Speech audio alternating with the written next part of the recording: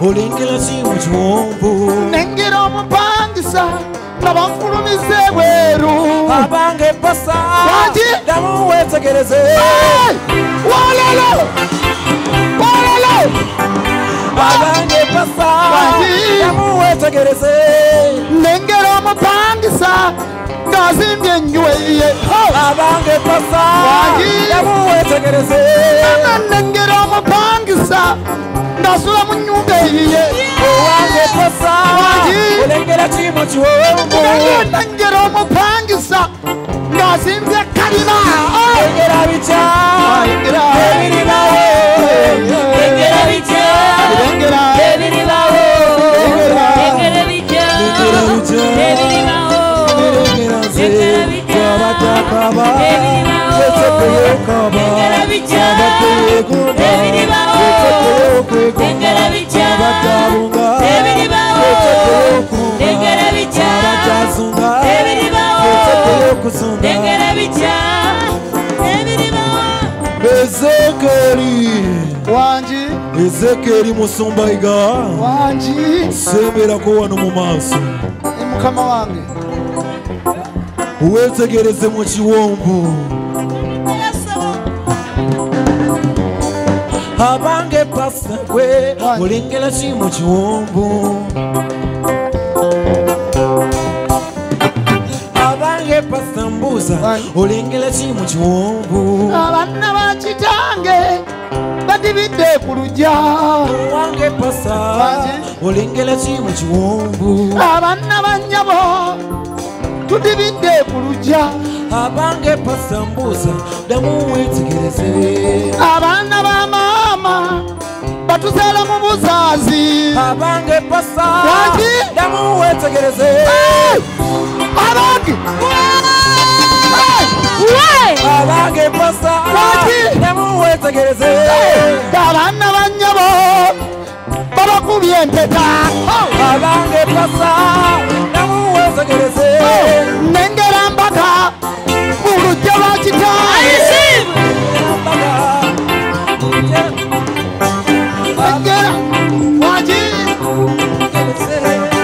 abange pasa damu wetegereze nengera tenti mu lujja lwa kitange abange pasa damu wetegereze nengera mpaka mu baana b'amaana nengera mpaka mu baana ba kitange nengera mpaka mu lujja lwa taata nengera mpaka mu baana b'amaana nengera empeta eyabadde yadiba nengera mpaka mu baana b'amaama nengera nnyonyi ngekutwala mu Amerika nengera ennyonyi ngekutwala Amerika nengera omulimo mu ofisi ey'ebbeeyi nengera ekitongole nga gwakigulira nengera mpaka mu lujja lwa maama nengera emirembe banda b'amaama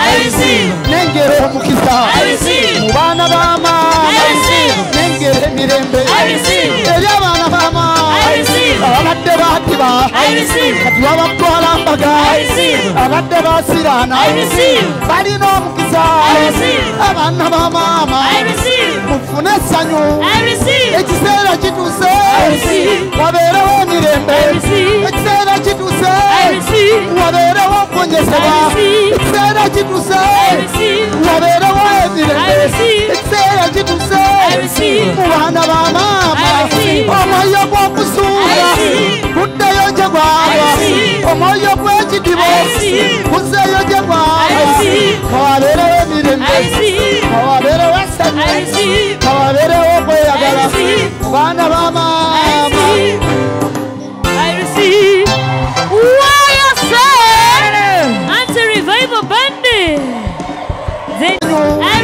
ekiseera kituuse wabeerewo emirembe ekiseera kituuse wabeerewo okugonyesebwa ekiseera kituuse wabeerewo emirembe ekiseera kituuse mu baana b'amaama omwoyo gw'okusuula guddeyo gye gwaba omwoyo gw'ekidibo guzzeeyo gye gwaba kawabeerewo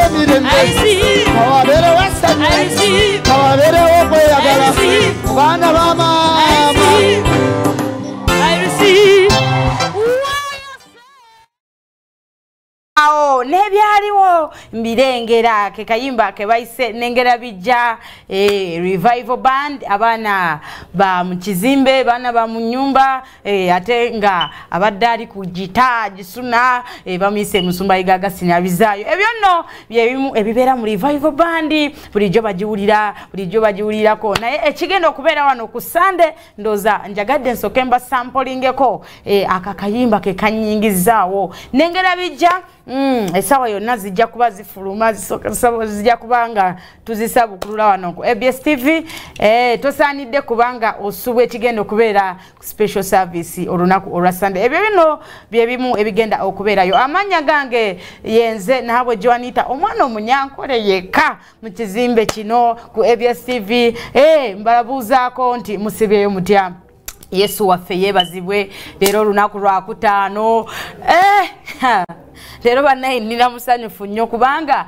oluva wano ngenda ntendereze ngenda nsinze naye nga kyendese wansi kyo kitokota sikisaanikira abooluganda abantu ndese bonna Joan twagala tutwalako ku ABS TV naffe twagala batulabeko twaze Kimampeta twaze kunona miti tetusubye tetwagala batutumire mwana so kyendese wansi tekibadde kya muzanyo abantu bonna bakeddedera kyana badde mbagane mugamba bwe mba mwakujja mukerekereko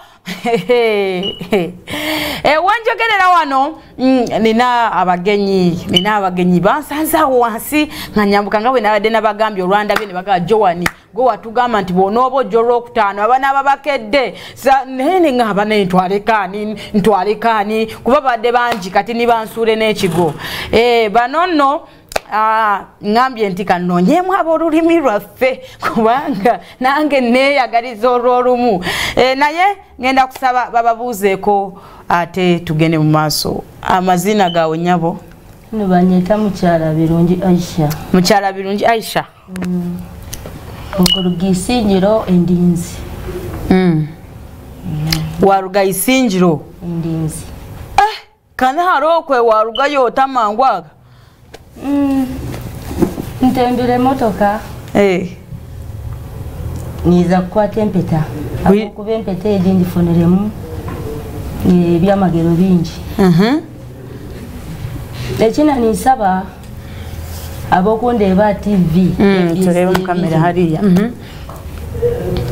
nkizaho Musumba Yiga ndikurira kanyine ebizibu binsitamire nze eri kumbanza bari kuba bagani bambanze emitwaro 66 otyo ntino wadde n'ekyo kungurira muhogo wa damisi niza tarayandesireho ninyina yeresereho tine hiware ebiroboka reba karanga TV bakawura nkani leta nyenka kubanganye no kwikiriza kwanje nti nayeza kwizo wo musirizo ogwi niza kufuna ekinabere n'enyenda kunka kuna ikiraha azobwira bwe twakata katandikire kugaba mpeta ati kambuzi okuruga Isinjiro wajja no ruga Isinjiro owoka kurota Pastor Yiga kwaba no mmanyaho oba ino wahulire ba Albert kumugamba akyalo banka TV oba radio yona Pastor nkani ntulo mukamparomu kani ntula kawempe tula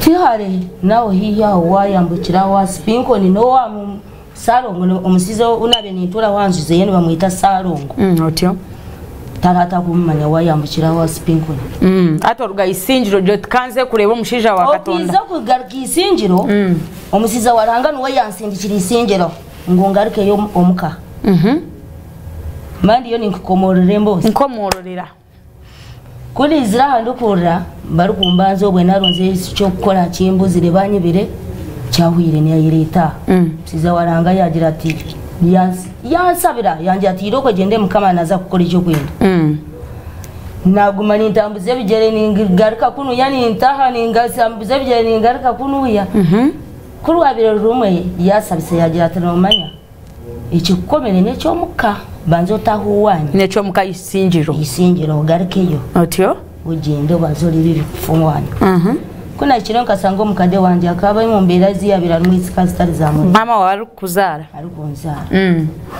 kamukwata namuleta obwire bwokandi bagabe empeta naji baji muzweka na nyebaji nzweka okija no mukikuru ari kuzaara obwire obutinki mwine wakarugo munsi akafa onkecho nikibarizaranga bupaka yikirize n'obujulizi nkana bwira bupaka yakizire kikyabe ekiyabira rwire kikacyamurigire kuwatwire empete kyabe kimuruho shaje otyo wahura hata obwire obu banyanyazi barumuna banje mwene kunkuzarwa nabo munda ya mawe bakaba batabukire atakirono kugamba na mutayiwe nomwe buli omwe ari kwihirayo mutayiwe kijambia nifutema niwo murogo konka kuna atwire empeta nagisabye bayereze kugisabira kunuya nagibarabyamu nasabe sara zanje konkati buli omwe arije tekambuze kuwatwire empeti ati wataniko kugumano jenda byo muri kujimura bya hoti konka batine kibakumanya nkanyowe ayabira atwire kinabire nimanya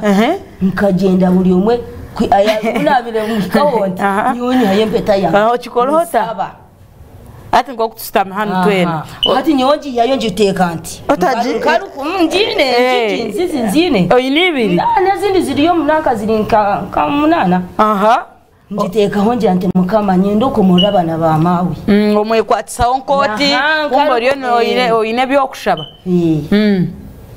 nomwe omwe aruha na basako mumpera ho bujulizi embera yikaberi imbya kali nkomugwiraro konkesa heji nichebariza mukama umusiza waranga kiza bo babambaga amastaha yagira ati burikisi yatwara amastaga numuzagaruka muri ko bujulizi ubona ntakwasa kubutabuha abo kuba nimba ninka ayaswazo misogarhanga nkaza kuzayo nuwe yabandize konterese mwalo sister olinkahi otyo ndio muka ntoriyo mukati ati nomangu natandika kukora ranga ino kuyandetera mu embuzi baba ntunvanyetere embuzi ndiyo natandikira kura ize nkwereze enye muliyeho ayabira takoregana nawe ayabira takoregana na nyowe ari kuonyeta adui na nyendu kumweta ki adui kunka nyondo kukimanya nice cyabenche muteganisa wahura nahura ariyo nakora atandikira gukoresha ninkebariza mukama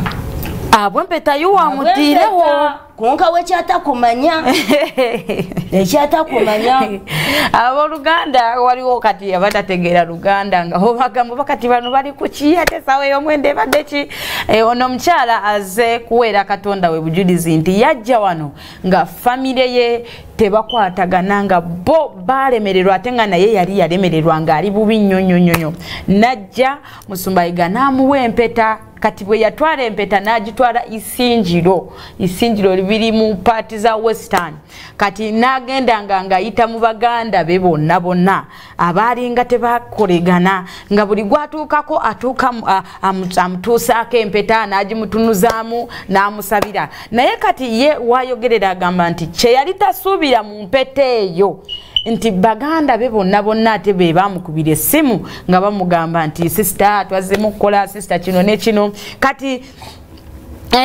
nga yebaza mukama nti empeta zino oyine empeta zingahe nine empeta nki 10 abo kubona zimwe tinchizibara abo kuba nkina kabandari bukati empeta 10 amitwari 10 akandi obwire obwe nkani mfuna sente abo kuba nkani nteka mwe mitwaro nkasa tunkana msigensigo yanje ndugayo nepeteni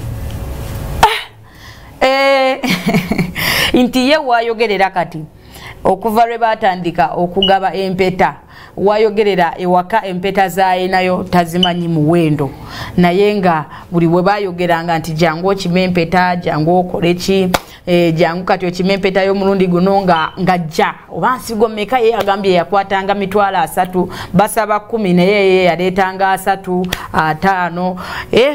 5 olw'okukkiriza ate empeta hindukira empeta abo kuba ninda buli izooba nfuna change noreba enkyukakyuka empeta esembereyo okwezi okwo kwahwire kandi yeresire ekindi abo kuba aliho gayi wanje akatwara ebyanje nkizana janti mukama nte empeta inaza kutwara egi nyenda yasisiira obwire bwanje agaruka rukundunda otyo garukire n'okwawula bakawula oba oli TV nondeeba nkwenda kumanya ebine bya mukama kanti nkwesengereza n'omulundi ogumwabugwa niwo izire nondonda nyonka sabe binasabire abokokamara obwire bwanje waija washawo tempeta y'omulundo nko kubaze kabejjo abakumalira obwire abamalira obwire bwanje bakansisire obwire bwanje sente zanje bakazisiisa hati ayizire yanyetisiza ngu bahwire n'omukazi ondiizo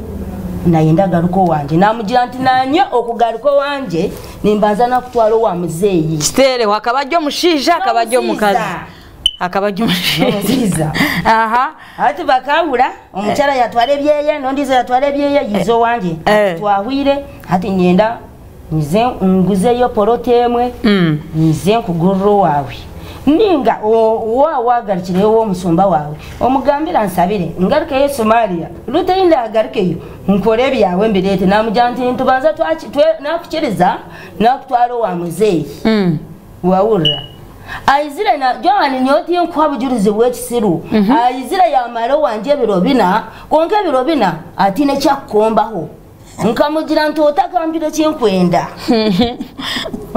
omwanje tokuza kurubatamugo omusadi yanje tokugikozamu wawurra enakwina umuntu okuzura muranga sasiro okugambira ati era kyendeza ha bigambo mukaguma nawe akanja tukonka nenki tonyamba nkamugira nta wotagendira amateeka ganje ginakwiriza tuyimuke tugende wa muzeeyi kyara tusale nicho tawakureki habokuba nanye kunabire ninsaba kuliya okuwa yakire empeta yawe yakire empeta yanje akanjira nkaza kugironda na mukono nagironda yabura nambuze empeta yanje linkayi nti ni wajiya ateje empeta Musumba ni yakubasabiramu namujanti aza noza kwata omuhanda noza uwo Musumba ambuza tisoka yafire iwo nontwalo wo anti si wabazire banje bona no bamanya namujanti nyine yo muzeeyi wanje ayanyira mugwa aliyo yo kikulo ikirize tugende yali okwizanira izoba kesi munantagitire oba nchakale naza kwiza timbu ati ombufunze kuba twineyo akire kache tuliyo ntuzo mu service tuliyo ntuza kutandika Friday night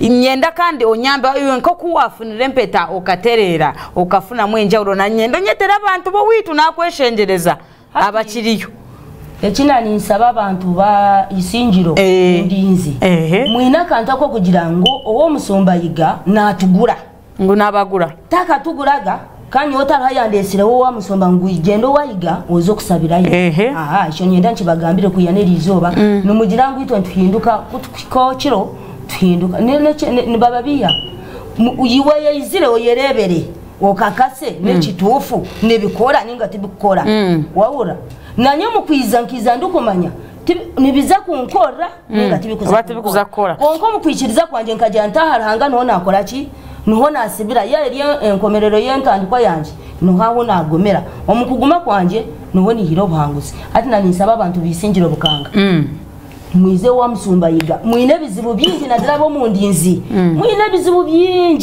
byingi kandi byo abamote mukwikiriza zombi bintu byo kuzomba fumu abafumu babayenda babalire sente nanimbasaba abantu bisingiro mwize kawara ni yali yo businje ni mirembe ni yali yo buhanguzi ni yali yo kwangura okureba buri kimwe iwaya abeta no wani bakweta waje amazina gani birungi Aisha ni bakweta birungi Aisha omwana wo mugenzi Musantimba abantu ba isinjiro birungi Aisha na beta oronakurwa inchakare mwije mwakire mpeta mwije mwakire naye abali wano katusokete etuwumure mu kutumye kurendo ramazi nkomao sagalo kwate remote yo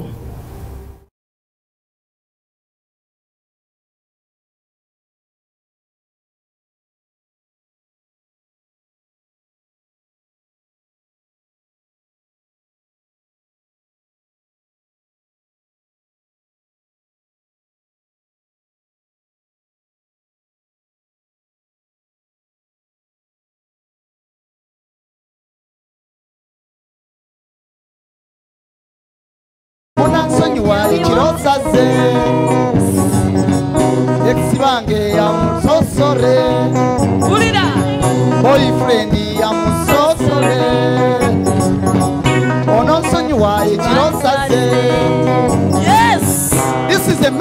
for you.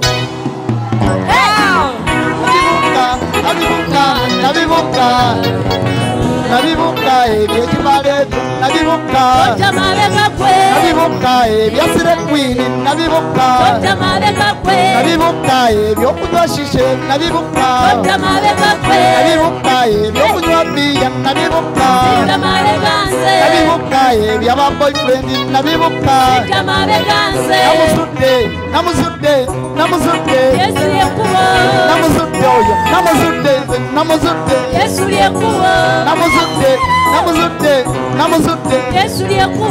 namuzudde oyo namuzudde tambuza abalema namuzudde nze namuzudde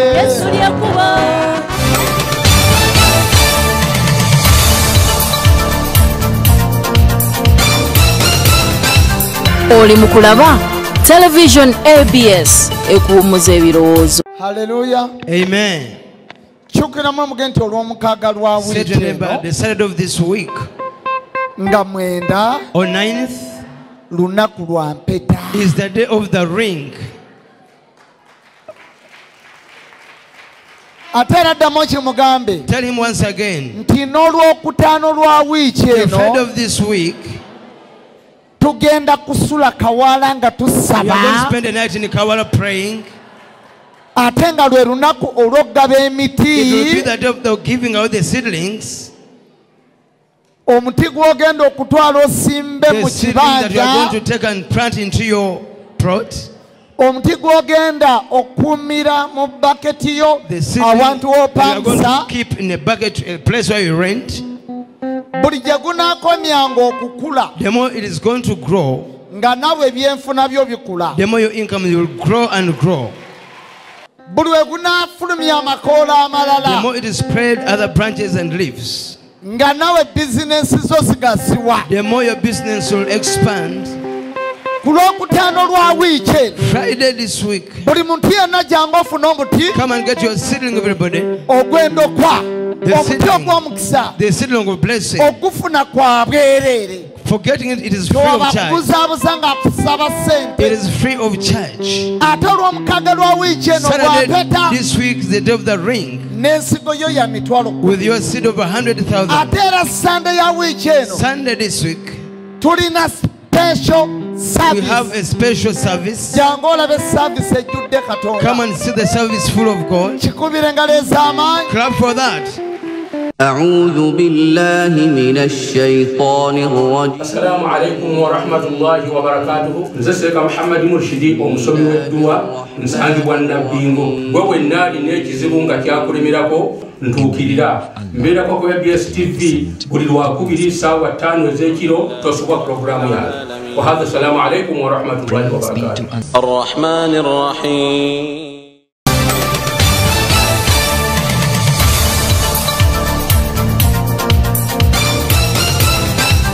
oli mukulaba television ABS ekuwumuza ebirowoozo.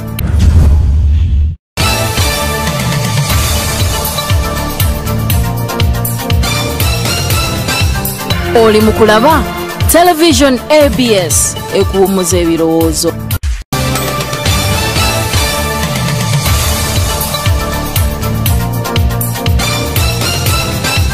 television ABS ekuwumuza ebirowoozo. Era ntegeeza buli muntu yenna. And I want to let everybody know. Ntegeeza buli muntu yenna. I want to let everybody know. Omukyalo ono. That lady. Gw'olaba ku screen yo. That you see on your screen. Bw'aba yakulimbalimba n'akuwa ennamba y'essimu. If she lied to you and she gave you a phone number. N'akulimbalimba nti ya Pastor Andrew Jengo. And told you that phone number is for Pastor Andrew Jengo. Oba ya Pastor Yiga. Or it's for Pastor Yiga. Abo bafere. Those are frauds. Pastor Yiga sikubira muntu nga musaba sente. Pastor Yiga does not call people asking for money. Yadde ku Facebook. Not even on Facebook. Pastor Andrew Jengo talina muntu gwakubira simu. Pastor Andrew does not call anybody.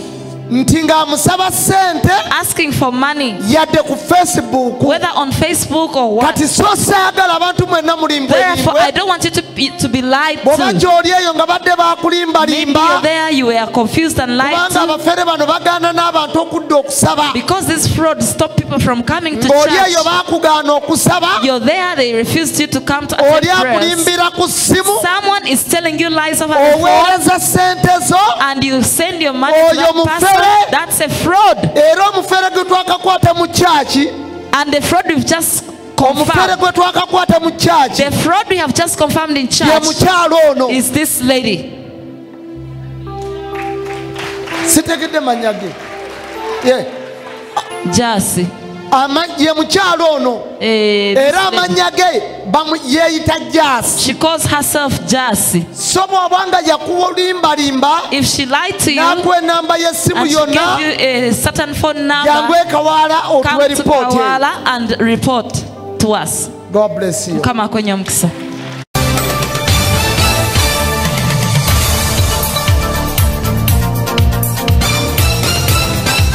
Oli mukulaba Television ABS ekuwummuza ebirowoozo.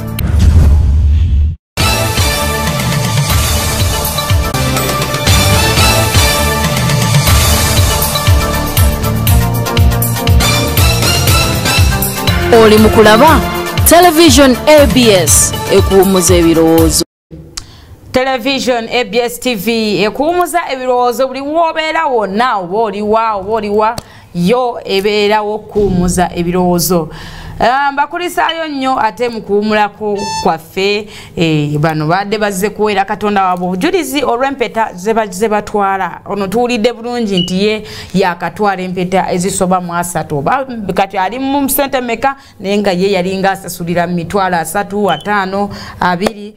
Ate wano kusayida era ninawo omwami naye angambye Joani banaye nina okuyita abantu bewaffe nina okubabulira kikyenfunye Kawala wasibo tasebo n'amazina gawe gona naye waluga obagambira abalya ABS TV asibaje mazina ninya na mumbani ndigisingiro guno murundi gwanjye gwa kabiri kujaho mu cyaki n'umurundi gwa kabiri joke jaho kwakira umugisha kandi ndebe byanjye nibigenda giti bine nshonga iyo business nzose cyanje yangiremo wingira kandi te nabana banje twara hampeta turebe ubundi kucyakwa kugire cyahindukaho nkaba ni nyenda no kuguza nitaka funze ndwenda kugure rindi atyo mbase gaswa kugira mpanguheho mbe no mutumana gungira ngo okuwa kugira ko wasimire ko kutwara empeta ukagira nabana bakastwara ukagira okuwa abahoje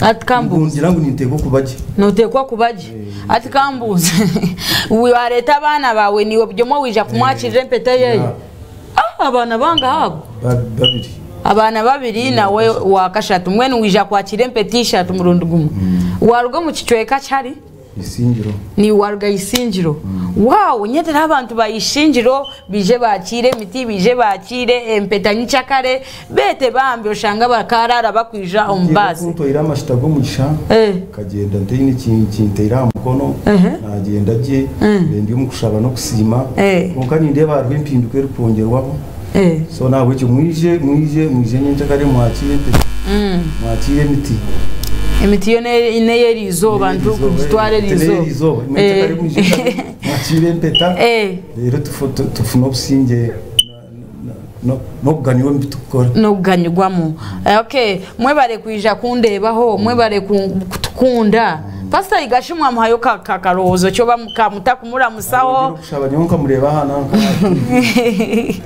Musumba Musumba Pastor Yiga mugambiro mu runyankore semererwa munonga mukama akongera mu gisamwenu akongera mu gisa nabizukuru bakurebeho abwensonga utasize munonga kanogera ngo ukabotaro yitwe binja bakubendo batunyiga takukimanya so nkabwa mani gawe empeteze zotfire mwenu zituberira abasirikari okay mbweno hangara nabo nabizukuru bamurebeho oba bitegedde sima naza kubimanya kandi we no mugambira yo kimusumba Yiga tuluge hanuya ndeba ntari kubi kandi nyina amatsiko nyongera kubaje noza kweyongera kubaje mu izina rya Yesu kale kamba sibura mugende mukwate bifo byanyu mu cyaci naye katinze kanso kembarekereyo ku cyamagero kati nkomawo n'amasimu gamwe mubasibura mugende mu bye turebega no mu cyaci abisingiro California yigabizayo bye turebega no mu cyaci. What happened? Chechabao. Nagwa kabenje Musumba. That he fell on he got an accident, a car accident. Motoka ya mpabako. That the car diverted, it went astray. And it knocked something which was like a block, a cement block. That he was driving on his way while he was driving. Before he knew it, he saw two people. They were like a bride, a couple, a bride and groom. And the bride's gown was like remaining behind. The veil was remaining behind. So he tried to divert it. When he diverted it, it just went astray. Then after that, he never knew. He became unconscious. But to regain his consciousness, he was at a hospital. Where are your medical documents?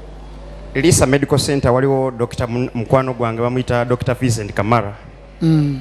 Okusinzira ku filimu eno eraga okugulu kuno okwa kono. The report shows a broken leg, or the left leg is broken in the thigh. He has a fracture of the femur bone. It's called the femur bone. Yamenyeka egumba lyomu kisambi. Abali mu control room musobola tulaga about Chiwewa accident.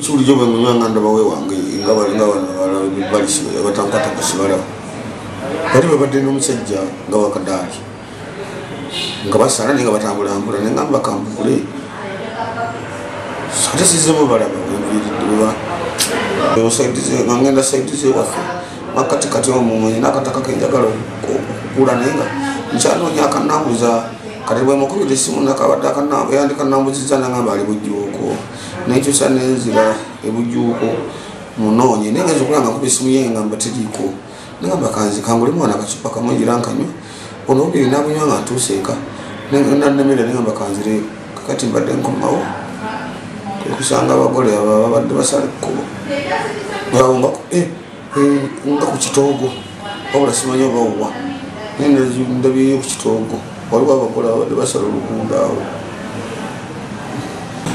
ikifuba kino manayenga okusinga kuguko kontujja mulimpitamu ekitambula bisi nyabo yani oyo daddy wange akuzalira ddala. Yes sir. Your real father, your biological firstborn yaliwa. Where is the firstborn? Firstborn alabika wali awo sina baana balunyo abaja ali awo jemba aliwa wawa alisemanyire yeye namulabika awo. My God, my God. Kama katonda.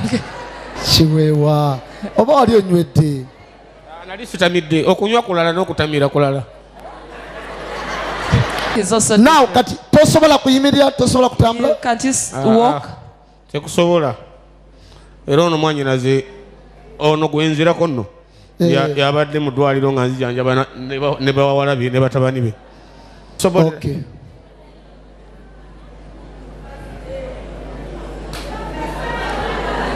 Prophesy, man of God. You know, I have to say the truth. Yeah, my friend. I want the world to know this, that you are my friend. But we have where we stop. I've never got time to talk to you. I see you singing. You came and entertained us recently. That's how we stop. So njagadde I would like okiraga nti kiweewa mmanyi to show that I know you. Mukwano gwange. You're my friend.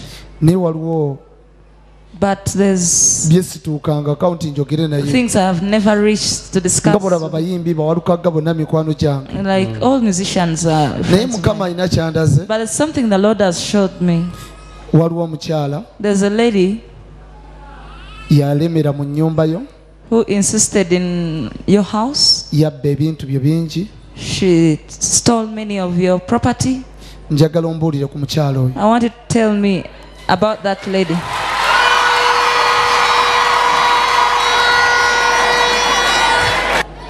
Musumba abantu tebalowooze nti engeri gye tomanyiganye oyinza okuba nga wasobyayo ekigerera waka n'olaba ebiyo obuzibu bwenira busookereddeko ddala kubanga omukyala yabba ebintu byange mu nju n'agenda n'abitunda ebirala ne mukwata nabyo ne mutwala ku poliisi ebirala n'akomawo najjamu enzigi ez'ebyuma n'aleeta ne bazikuulamu oyo n'agenda abeereyo sayidi z'ekatooke era ne mawulire byalimu kaakati obuzibu obuliwo oyo gwogamba nti alemedde mu nju ate oyo gy'alinze nakamala emyezi 8 nga sirinya wange era simanyi bwe wafaanana naye nga nyina kyentya mutima gwange nga buli lwe mulabako omutima gugwatuka batwa simanyi naye nga mwekengera nnyo kubanga simanyi kiki kyakola naye nze buli lwe mulaba ne bwe mbadde mu ddwaliro nga bwe mpulira nti azze bw'ati ne mulengerako ng'omutima gugwatuka bano nga bangamba nti muzeeyi guma agenda kugenda.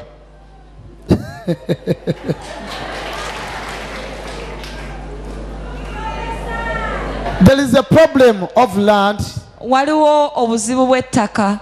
At your home. At your in your family village. Mu family yammwe oba gy'ozaalibwa. Ebyo byenkayana ziri eka buli kaseera. Nakula musajja wa Katonda.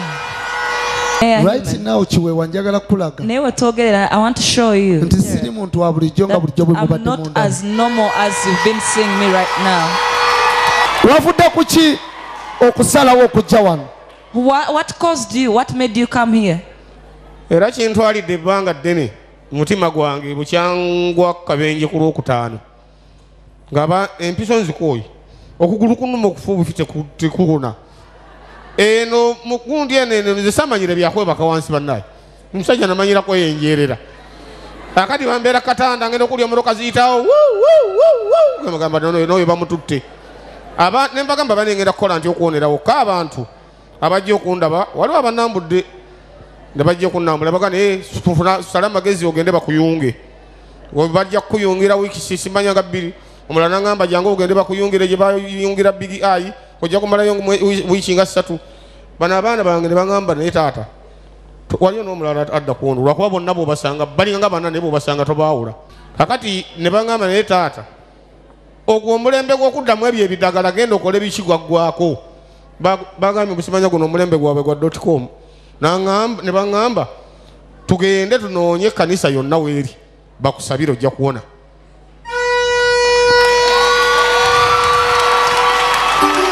era wabaddewo okusika omuguwa kunene nnyo mu mutima gwange era nakati wendi sinaba era amazima ate nakisa oli mukwano gwange era sinaba kukkiriza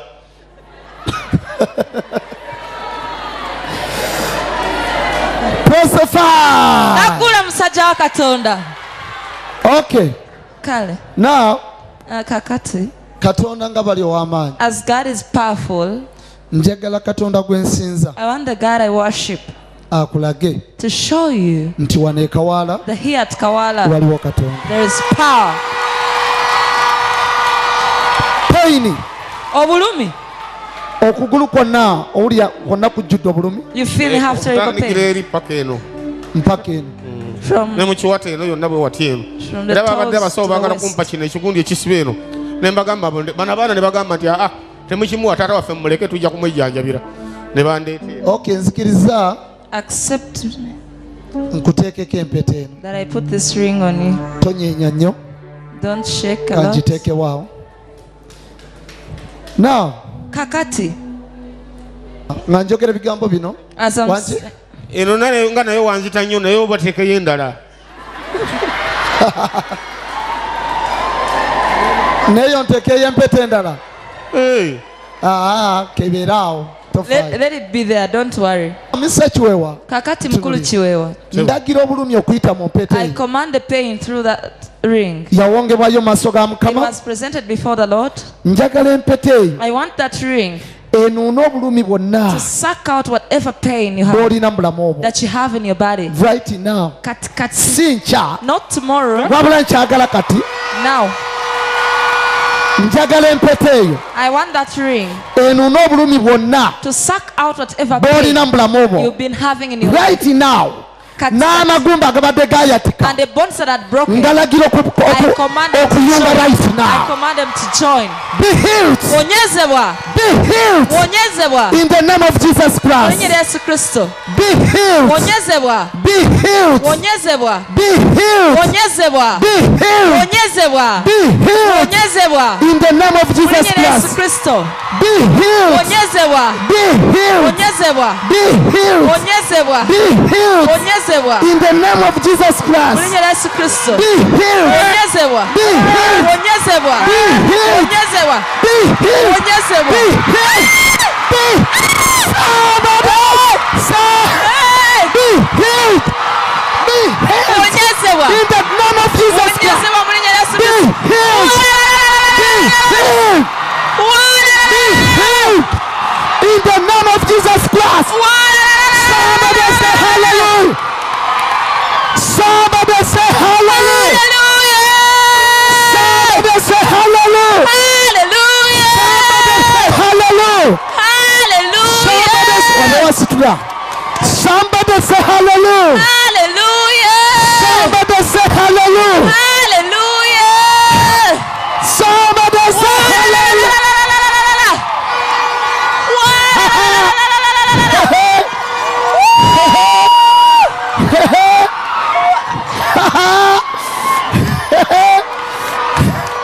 Mutabani wazirise.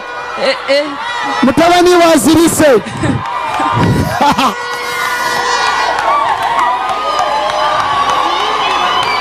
Ogwo mulimo gwa dokita.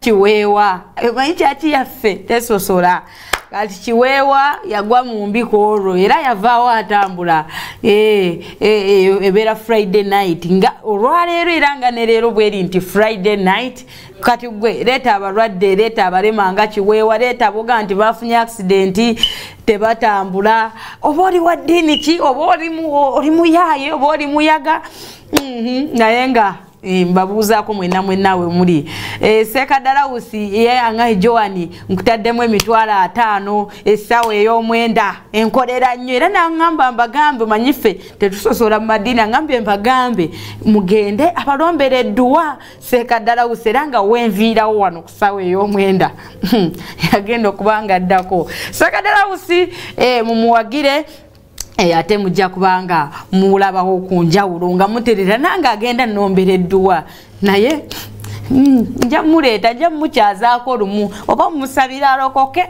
nze sifuddeeyo naye nga Sekadalawusi yagambye nti Joani nkutaddemu 5 ku lwa programu y'essaawa ey'omwenda yaddiye nga musiraamu neyanziza nnyo Sekadalawusi kakati waliwo abagamba nti TV ya Mwenge esomba nnyo tesosola mu madiini esabira abantu bonna neyagala abantu bonna twagala kuyimirirawo ku lwa ABS TV twagala kuyimirirawo ku lw'essaawa ey'omwenda twagala kuyimirirawo ku lw'omusumba waffe Yiga sinyabizaayo kubanga tuwoneddewo kubanga olaba bano abantu bembadde nkyazizza TV yawe bagirabira isinjiro imagine gye bavudde okujja wano okukima empeta olunaku olw'enkya essimu gwagamba nti njagala kusupportinga ABS TV kweryawo era eriko ekigambo to support ABS TV sindikako buli kyoyina oba oyina mitwalo 2 3 15 sindikako era nga message zammwe Musumba Yiga agenda kubaziraba ate gwagamba nti nze mpeereddwa nnyo omukisa leero munansonyi wasobodde kukwata amasimu ga bujulizi olw'obudde kubanga tugenda mu Friday night yo yatandise dda. Ogenda kusindikawo awali amasimu waliwo esembyayo 66 then wabawo n'esembyayo 74 awo sindikawo ekiweebwayo n'ekimu eky'ekkumi nga weebaza ku lwa ABS TV ku lwa Esaawa ey'omwenda ku lw'obulamu bwo ku lwa wiiki yonna oba wofunyeemu Mukama yakukoledde awo ojja kuba osindikayo ekiweebwayo kyo n'ekimu eky'ekkumi. Naye nga sinnaba kuva wano mbajjukiza leero kugaba miti. Leero 8 mujje mu Kimendo kwa abantu mu church nalese bajjudde. Service oluva wano egenda kuba etandika butandisa. Ate olunaku olw'enkya yo egenda kubeera mpeta. Abooluganda nva wano naye kambalekere Seeka Dalausi yagambye agenda tutuula wano wendi naye oba mukkirizeewo oba naye ngenda muwaawo atuulewo Seeka Dalausi omulombe w'edduwa. Mubereko mumulabe temuvaawo nze musanga mu church no Musumba Yiga Gasinyabizayo tubalinze. God bless you. Yes! Oyo pastor Yiga mu kizimbe. Pura miracle moment.